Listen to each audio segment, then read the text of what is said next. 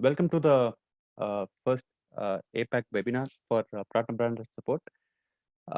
We hear a lot of good things from our customers about the partner support, and we are here today with the hopes that we can possibly add to the years and years of experience that you already have. So let's go ahead and get straight away into this. We are going to talk about a few points where we can discuss about what are the best way, what are the most recommended ways in which partner support engineers can reach Aruba TAC, and when they reach Aruba TAC, what are the information they are supposed to bring so that we can quickly solve the problem or quickly solve the case which customer has reported to us, right? And these 11 points that you see in front of you, this is the most vital piece of information which TAC would be looking for, highly essential for TAC, when you decide to reach out to Aruba TAC and open a case on behalf of the customer. So what we need is basically the serial number. Serial number is very important for us to do the entitlement of the product. And then we need what is called as SAID. It's called as a service agreement ID. It would also very much help us out if you could find out whether it's a version 1 hardware or a version 2 hardware in some cases. And in most cases, you'll always have a software version. So if it's Aruba OS, you could check if whether it is 8.4, 8.5, or 8.6, what is the software version they're running. If it's similarly for switching as well as for ClearPass and so on. So it would be important for us to understand what software version and hardware version the customer's on, or at least for the products that are involved in the troubleshooting. And a clear description, uh, if, though it can just be like a two-liner, if you can make it as clear as possible, describing the symptoms customers are facing or the issue, it would really help. It might not be possible to get a network topology in all cases, but wherever applicable, if you could find out how many controllers customer is having or how many APs customers having, how many users are impacted, how are the controllers connected to maybe say the Radius server or the ClearPass server or the Airwave server and so on, that would very much help us out in understanding the problem and quickly try and get the topology to be one step ahead in solving it. Wherever applicable, if you could also collect the support logs, the technical support logs, depending upon the product, it's highly applicable for most of the switching and the Aruba OS cases. Uh, Certain debug logs are applicable for ClearPass cases as well and for Central. So whenever possible, if you can also get a snapshot or copy of the log files, that would help. Uh, if the customer is facing any error messages, for example, he reaches out to you saying, hey, my users are not able to connect.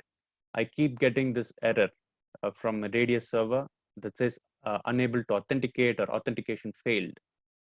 That would be a big clue for TAC to solve the problem. So the exact error message which customer is reporting, please capture it and include it in the information when you're opening the case. And by the time the case comes to Aruba TAC, a lot of very good solid troubleshooting would have been done by the partner level 1 and level 2 engineers, right?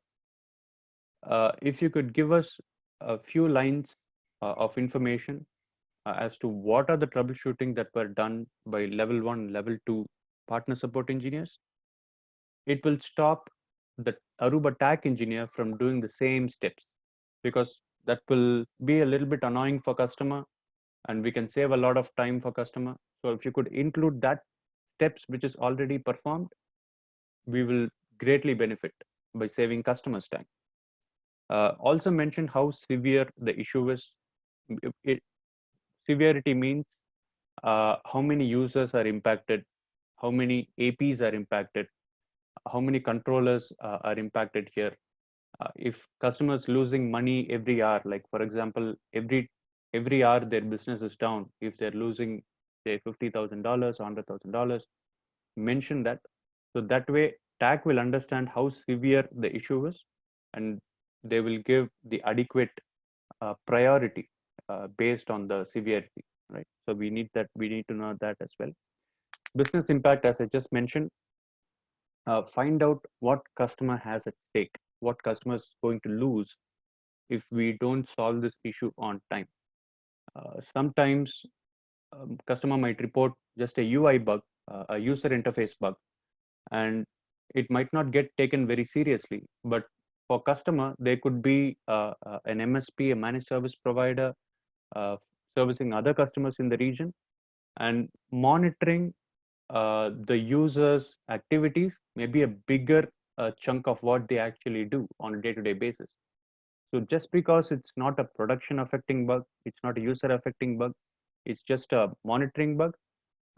We need to know the reason why this is important for customer, the business impact, in order for us to prioritize it accordingly with engineering. So that please capture it if possible. In most cases, it might not be a POC, but it might be a production site. It might be after deployment is complete. It might be a live site. So TAC or the partner engineers might not be allowed to make too many changes. If this is the case, then we need to know. So please mention it when you're opening the case, and that will also really help us out.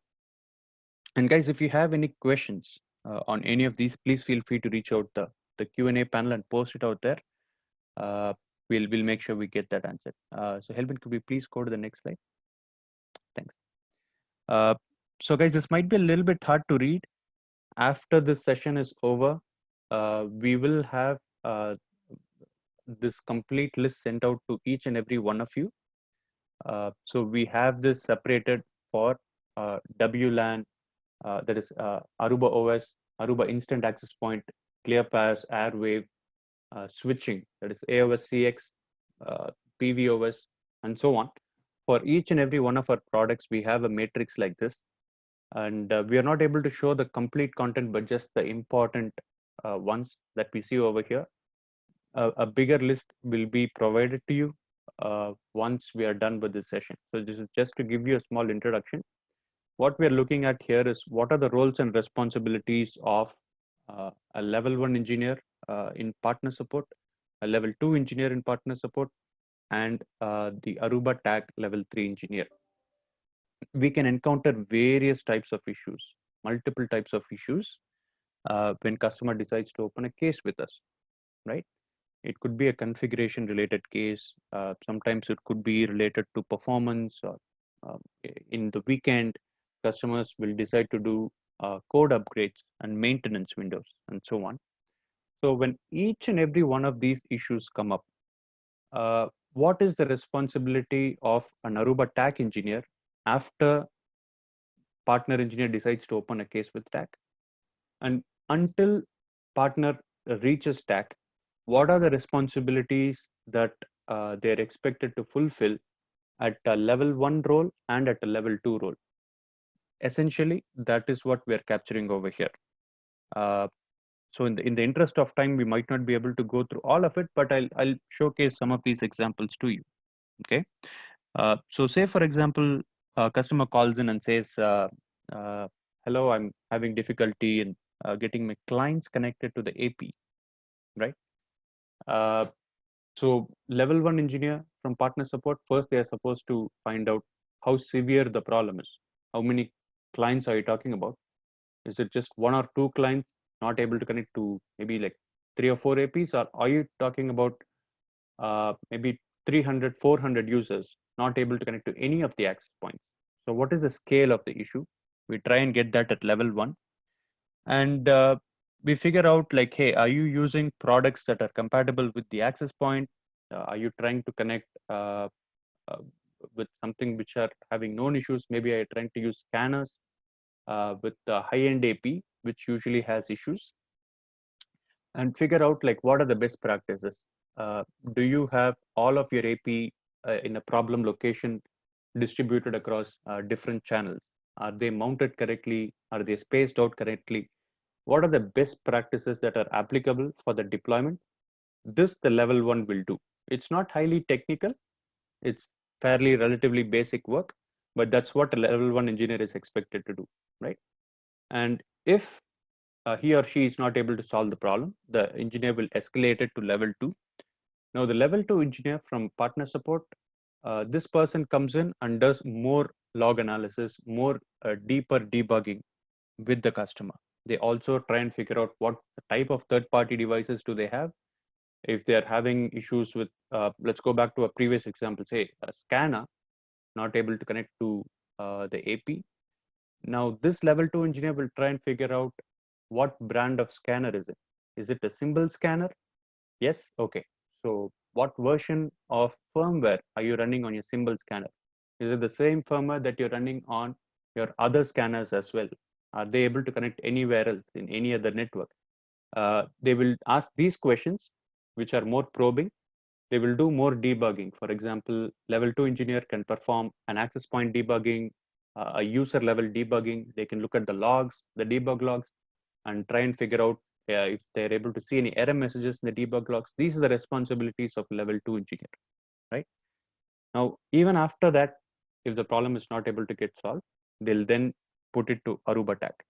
And pretty much from there, Aruba tag takes care of it. So that's just an example of uh, the expected roles and responsibilities. We have marked out similar thing for almost every important scenarios in which we get cases opened from partner support.